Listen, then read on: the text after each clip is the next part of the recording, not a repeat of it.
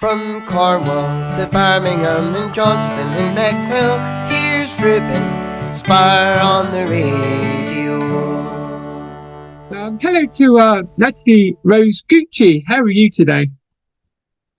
I'm very well, thank you. How are you, Ruben? I'm very well, thank you. Thank you for letting me chat to you today. So, can you tell me how long have you been a singer-songwriter for? I've been singing and writing songs since I was 14, so a long time, nearly over 25 years. So, can you tell me what was it like appearing and winning Australian Idol? What was that like for you?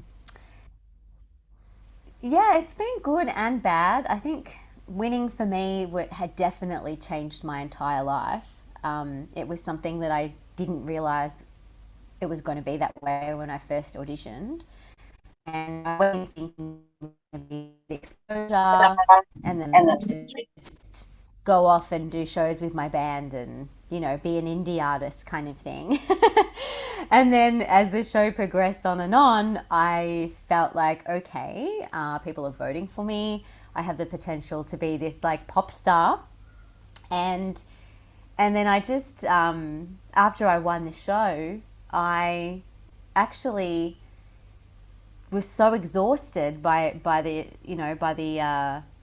end of it. But then that was just the beginning. So it was Australian Idol had two different sides to it for me. It had the show aspect of it, and then it had winning and getting signed to Sony and then releasing my album.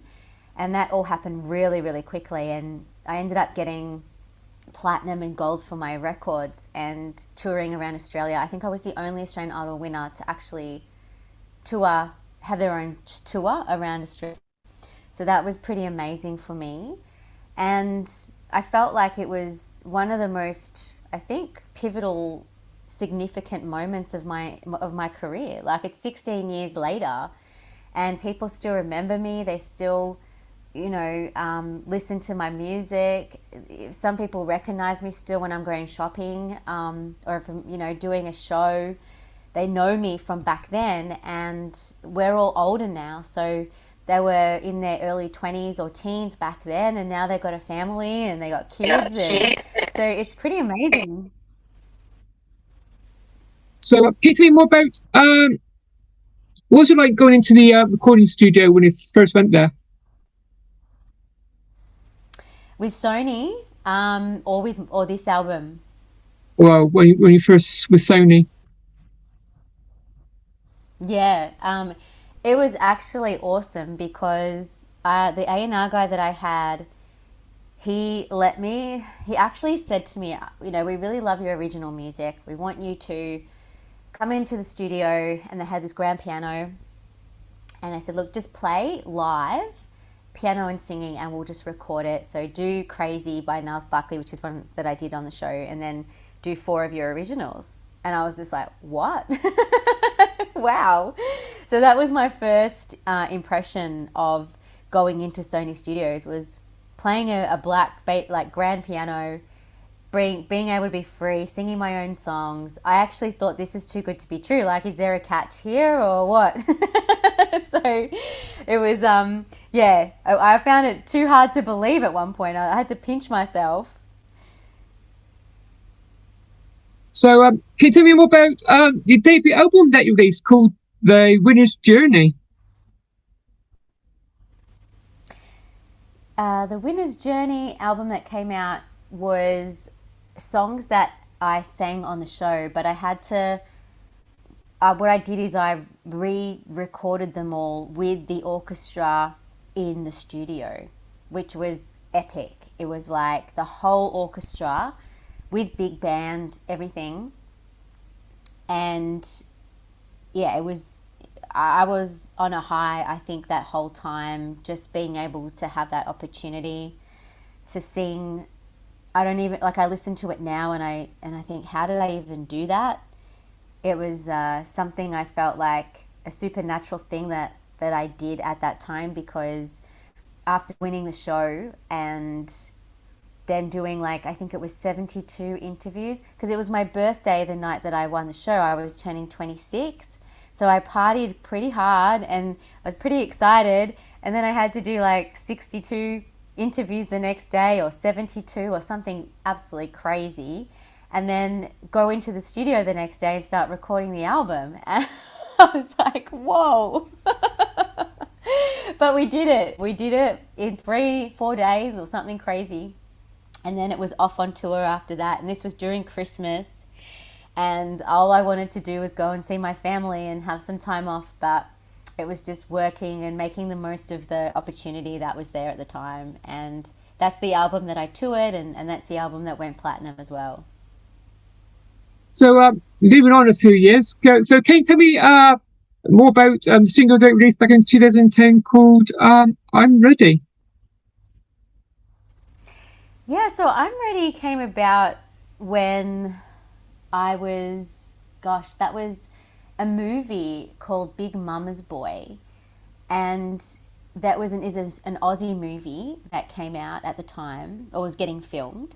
And they asked me to be a cameo to represent myself and just sing in the movie and write a couple of songs for the movie. And when I was in the studio, I said to the director, I was like, can I record a couple of other tracks? I've just written this song, I'm Ready. And I think if I could change one thing, I wrote while I was in London. And I co-wrote If I Could Change One Thing with one of the writers. Oh yeah, he was amazing. Anyway, he was really, really good. And that song, I'm Ready, and If I Could Change One Thing, I just really, really wanted to record them. So we ended up recording 4 tracks. 2 were for the movie, and then 2 were just like personal songs that I really, really wanted to record. And I ended up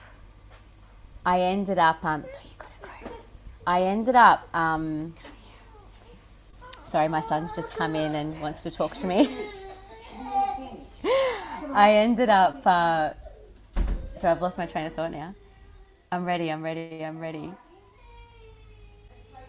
So yeah, I ended up performing 2 of the songs in the movie, Best of Me and Do What You Gotta Do. And then I'm Ready and If I Could Change One Thing ended up getting signed to like an indie label here in Australia, and we ended up getting like Sony publishing as well, and I ended up doing like a tour based on that around Australia. So yeah, that actually did pretty well as well. And I'm Ready was a song that I wrote when I thought I was ready for love, ready for a relationship that wasn't really happening at the time, but I just poured my heart into the song and put my love into that music instead of having that relationship, basically. So, can you tell me more about Sunlight in the Fog? Yeah. So Sunlight in the Fog came out when I was doing some shows in Amsterdam. I worked with a dance label called Sorry Shoes, and they're based in Germany. And they do a lot of really cool underground kind of house music. I think like tribal house. They're really big on tribal house. And I met Mike, who runs the label, in Sydney. And we just happened to be like literally at a party, and we were just outside having a drink on the balcony, and he's just like, "Oh, what's your name?" And I said, Nat, and he's like, "Oh, Mike, and he owns a label," and I'm a singer, and he's like, "We should totally work together." So he went back to Germany. I recorded a couple of songs. The first track we did went to number 29 on the German dance charts, and then that's when he asked me to go to Germany and then asked me to represent Sorry Shoes at the ADE Dance Music Festival in Amsterdam. And then I met a DJ there, and we recorded Sunlight in the Fog just on my laptop while we were in Amsterdam. And that was just a moment in time, and pretty cool as well. It just he just basically said, just do what you want. So I just did. I heard the track and just sang over it with like ad-libs. It was fun.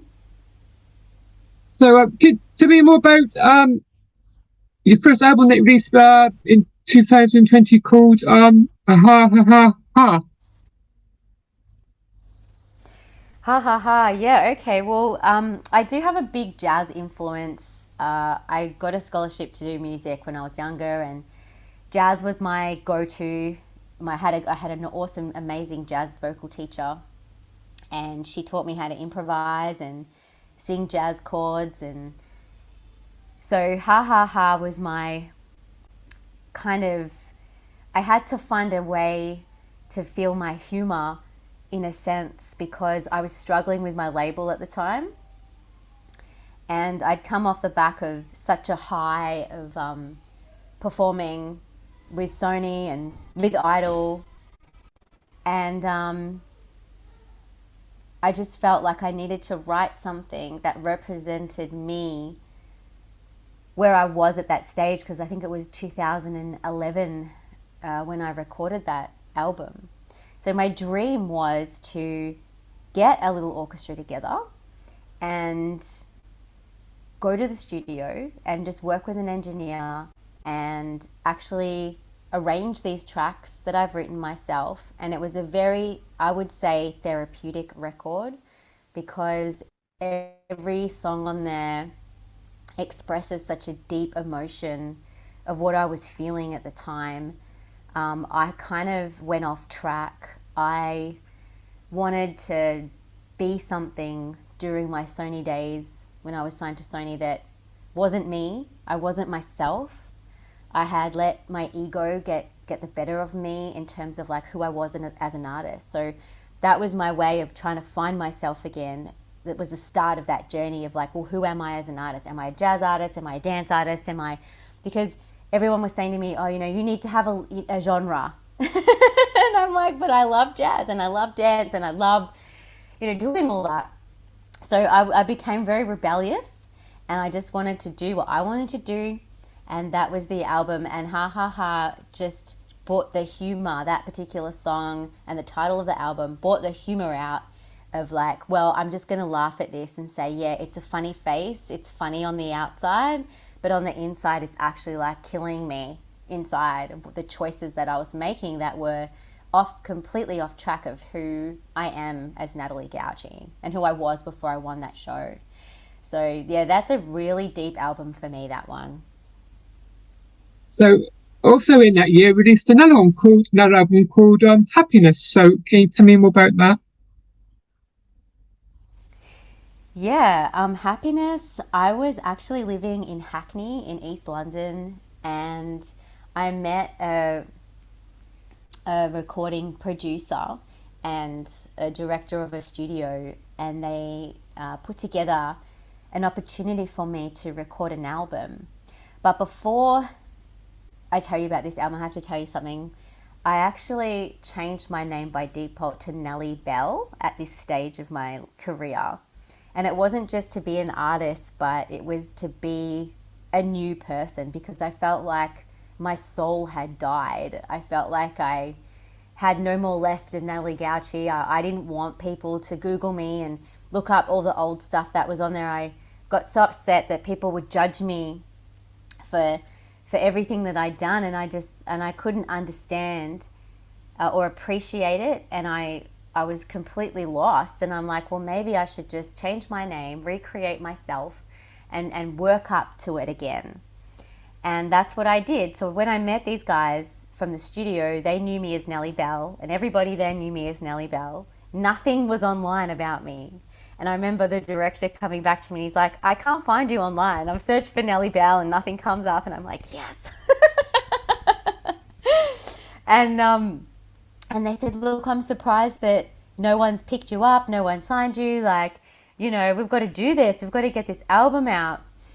So I went into the studio and recorded there, and we came up with these songs. Well, actually, I wrote the songs. I wrote all the songs on that album really quite quickly, because they had the same thing. Like, they had a beautiful grand piano in there, and I would just go in and play and write these songs. And I think for me, that Happiness was just about being real, because I wanted my family to know me of who I was before and not the famous person. And it was all about identity. Like, I was in an identity crisis, and I wanted my family know that, and to know that I was struggling and that I needed love and I wanted happiness. And so when I wrote Happiness, I wrote that song while I visited my family to introduce myself as Nellie Bell to my family. And I was asking them if they could call me Nellie Bell and just look at me as a different person, as not as the winner of Australian Idol. I didn't want to carry that badge at that time. And I just wanted to be totally off track and someone else. And so I ended up, they respected that, and they said, yep, that's totally fine. And it was really good, because in that 5 years I got to be somebody and make a lot of mistakes, and it was really a blessing in disguise, because I'm so glad I wasn't Natalie Gauci at that time, because Natalie Gauci was such a big brand in Australia. And if I had have done half of those things as Natalie Gauci, I don't know what would have happened. But I got to just be a free soul and just, go out and do what I wanted to do. I actually got off social media completely. I didn't watch TV. I didn't watch the news. I lived my life meeting people who had no idea who I was before. And it was refreshing and liberating and completely life-changing for me. And if I didn't have that time and writing that music, I honestly don't think I'd be here right now. I actually think I would not be alive, because I went through such a deep depression that I needed to create Nellie Bell to feel my soul again, to feel music again, to feel alive again, and to not have the ego part of me take over. And it was like, when artists say, oh, I sold my soul to the devil or something like that, it's kind of like that's how I felt. I felt like I was just finding my soul again, because I was an innocent, happy girl. I wasn't this egotistical, like, I have to get to number one. I have to be this artist. I have to do, but I became that. And I had, I don't know where that came from. So I was trying so hard to find who I was before, where my soul was landing. And so Happiness album is all about that. So moving forward to the present of 2024, so can you tell me your new single that is coming out very shortly, called How You Feel? Yeah, so this How You Feel was written while I was in London as well. I came to terms with the fact that I'm going to be Natalie Gauci again. And I started playing guitar, and I bought myself a guitar, and I started writing country songs on guitar, which I didn't realize they were country songs. I just wrote them. I didn't write them to be a country artist. I just started playing guitar, and that's how the songs came out. And How You Feel, I was feeling like in a transitional period of my life where I thought in my mind that I was going to be living in London for the rest of my life. And I really did, once I came back to Natalie Gauci and I was finding my soul again, I really did feel that, I have the right kind of love now, but I kept meeting the wrong kind of people. So, I really did have joy back in my life. And I remember I was living in a shared house with like 8 different people in in West London. And we were having so much fun, and there was so much love and joy in it. We made really good friends. And I did really have a guy, in Australia who wanted me to come back and have a relationship with him. And then I had a friend, another guy in London who wanted to have a relationship too. And I'm like, well, who's telling the truth? Who can I trust? And I miss my family. I want them to come and see me. And interestingly enough, now that I'm back in Australia, nothing has really changed in that way.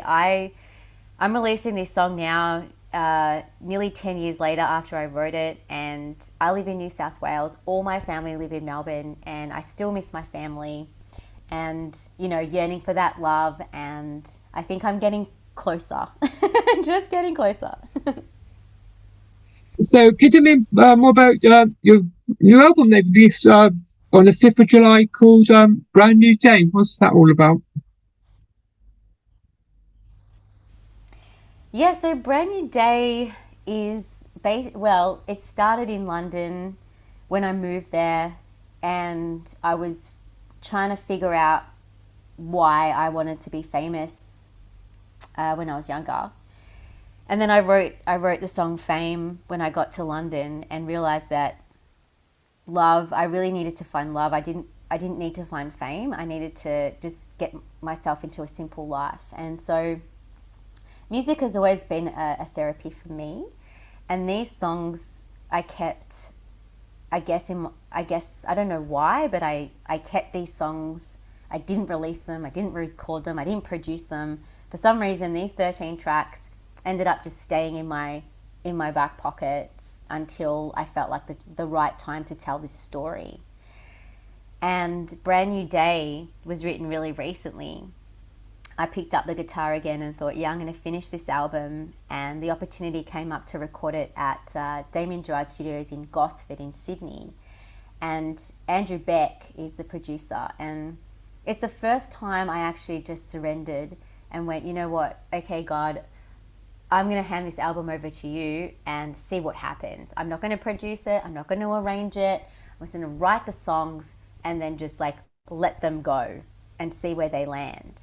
And then that's how I found out about the studio, through my accountant who was friends with a band called The Church, and then they wanted to work with me. And so this album I could never have orchestrated myself. I feel like it happened really organically. And the band that play on this album are, world-class musicians. Ash Naylor, who's part of the Church band, he is just phenomenal. And he brought something to this album that it's like they let me just play the music and they just orchestrated everything around it. And they made the songs come to life, but they didn't. Like when I produced my own music, because I produced Happiness, I produced Ha Ha Ha, and I also produced I'm Ready. And those 3 albums were like me learning and discovering. Whereas this one, it felt like I was back at Sony. I'm like, okay, I'm the artist. This is my producer. This is my band. Let's go. And it has that same energy and the same spirit. And I feel like these songs will speak to people where they can relate to them in their own life. So even though I have my own personal experience with every song, I think each and every song on this album is going to be a song that people can relate to in their own life. And I don't even have to tell my story. It's like they'll just hear it and go, oh yeah, I can relate to that. And Brand New Day, so the album is like a country rock album. And I love belting out a good tune, so it's perfect style for me. And Brand New Day is just about giving hope to people, because I've experienced so much hardship in my own life, but I've found a way, and lots of ways, to rediscover myself and my life and find the good things and the blessings and the miracles in things, and that it's okay to live life happy. It's okay to have miracles every day. We don't have to be miserable. We can find hope in things, and that's what Brand New Day is about. So you were signed to Sony, but what's it like being an independent artist now? I think it's amazing. I think being an independent artist, for me, I feel like I found my own voice. I don't feel like I need to be 70% of a puppet or 50% of a puppet. I'm not confused about who I am. I'm able to discover myself and create, I guess, relationships with people that are real. Not saying that Sony wasn't real relationships, but it is an arranged marriage as such when you're signed after you won a reality show back then. So it's like you get signed, you don't know who your manager is, you don't know who you're going to be with. Whereas this way, I'm doing it the opposite way around. So yeah, so it's not like with Sony, it was fake, but it wasn't like it is now, where I can create the music and have this organic flow, and then meet the distributor, then meet the publisher, then you know, whatever happens with this particular thing, it's meant to be that way. It's kind of like growing a tree. You plant it, you want the sun to go on it, you want the rain to go on it in a natural way, instead of just getting artificial sun and artificial rain to grow the tree. It naturally grows and blossoms in its own time, in its own way, in its own venue. Everything has happened so organically with this album. I feel very blessed to have the opportunity to actually just be free and be full of love and joy doing it. I love it. It's awesome. So finally, can you tell me, listeners, where can I find you on your social media? You can find me. My tag for social media is all the same on everything. It's Natalie R. Gauci, which is Gauci. So Natalie R. Gauci. Thank you for letting me chat to you today. Thank you so much. It's been a pleasure. Enjoy the rest of your day. Thank you. You too. Goodbye. Goodbye. Bye. Goodbye.